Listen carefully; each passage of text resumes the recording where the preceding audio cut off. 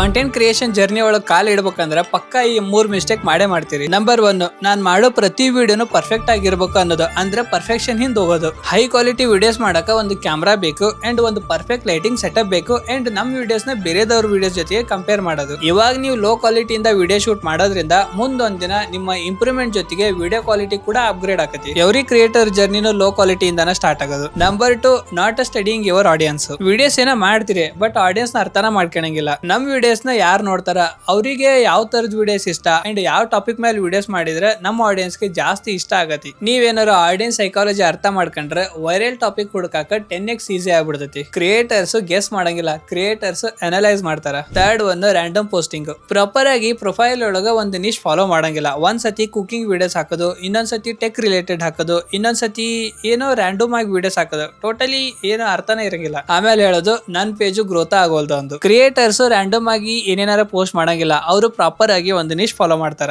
Simple ಒಂದ್ 2-3 theme ನ select ಮಾಡ್ಕರಿ, ಅದನ್ನ ನಿಮ್ ನಿಶ್ಗೆ ತಕ್ಕಂಗ ಆ ಟಾಪಿಕ್ ನ ರೆಡಿ ಮಾಡ್ಕೊಂಡು ವಿಡಿಯೋಸ್ ಮಾಡ್ರಿ ಅಷ್ಟೇ.